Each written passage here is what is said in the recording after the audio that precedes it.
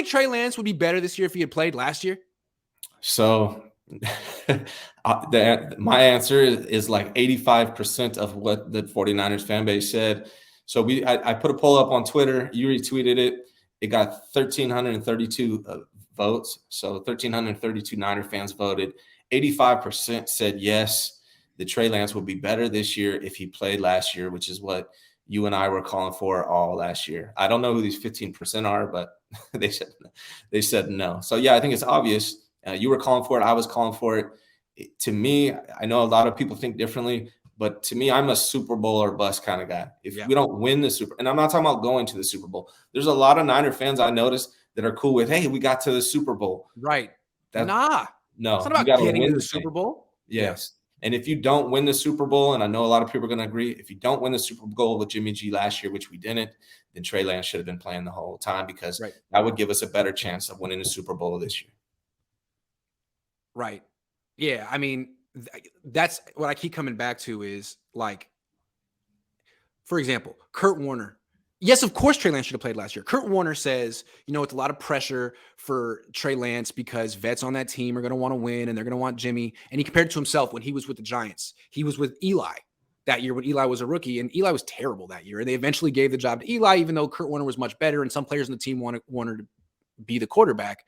I get that because it's like if you make the playoffs and Kurt Warner's your quarterback, he already won a Super Bowl. Like he could do it again. And there's that thought. Jimmy's not that kind of quarterback.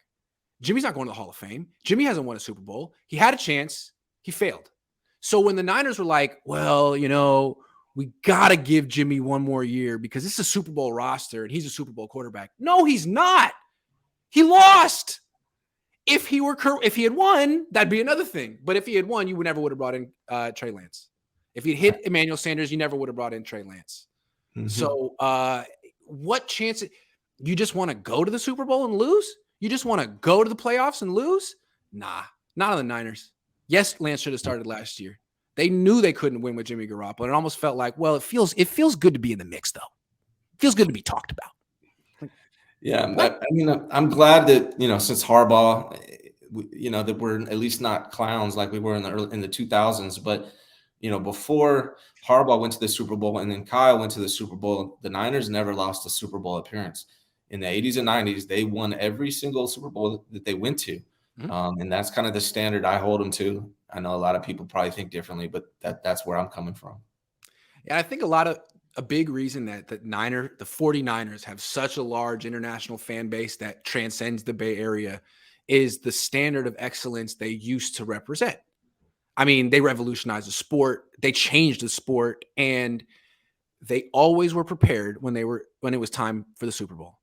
And that's how they make money. That's how the Yorks make money, is profiting off of the standard they had in the 80s and 90s, but that's not their standard anymore. And that's why old heads like me and you get all grumpy about the Niners. Like, what is this? I'm sorry. This is a specific brand. And this is, what I'm saying? Not it. Well, that's why, before I used to come on with you, I always watched your shows anyways. And that's part of the reason, like the way you approach things, that's how, I'm a jaded Niner fan. I'm an old head. So, my expectations are a lot higher than a lot of these young guys who just started watching the Niners. If you just started watching the Niners in the 2000s and you look at them this decade, you're like, oh, these guys are doing great. Hey, they're trying. If you started, like I was a Niner fan in the 90s. If you were a Niner fan in the 90s, like the authentic experience is to almost not be a fan anymore. It's like, what? That's not the team I was rooting for. And I had to stop being a fan because I became a journalist. I might have stopped being a fan anyway. Something about the Yorks it's like you're pretending to represent the same values as the DeBartolos. You mentioned that he's your uncle, but it's way different.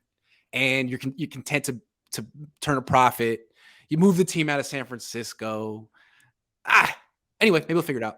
If DeBartolo owned the 49ers this year, they would have signed at least one or two high-level linemen free agents. They would have brought in a starting safety. They would have went all in. Like everyone's like, oh, we look great, and we do. But one or two, three more moves would have pushed it over the top. But here's the thing: what people don't understand: why don't the Niners make more moves in free agency? Because of the comp picks. It's a very complicated equation for how those work. But If you start signing a bunch of people, that cancels out the people you lose and you don't get comp picks. The Niners love comp picks. It's free money for them. I don't think Eddie D would care about getting extra picks in rounds 4, 5, and 6, but the Niners do. So here's what I'm saying.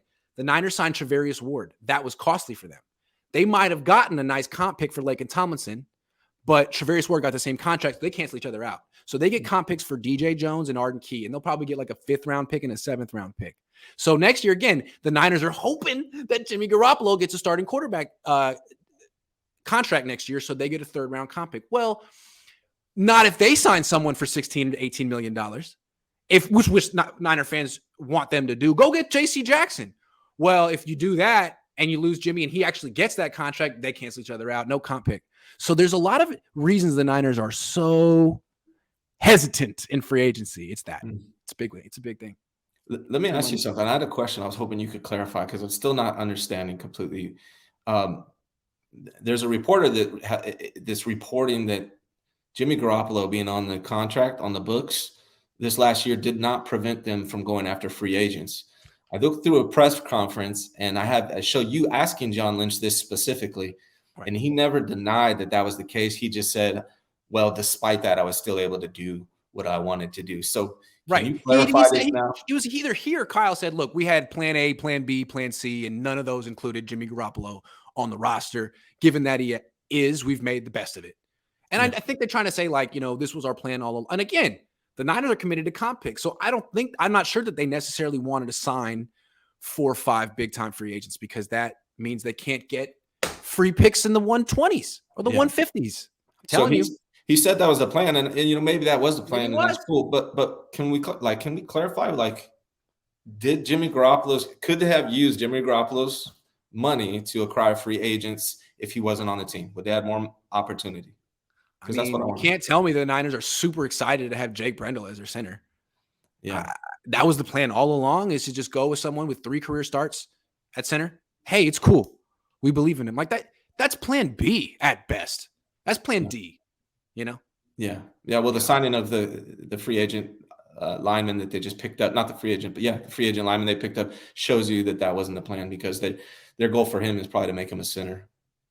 Yeah, absolutely. And they have Brunskill waiting around as well.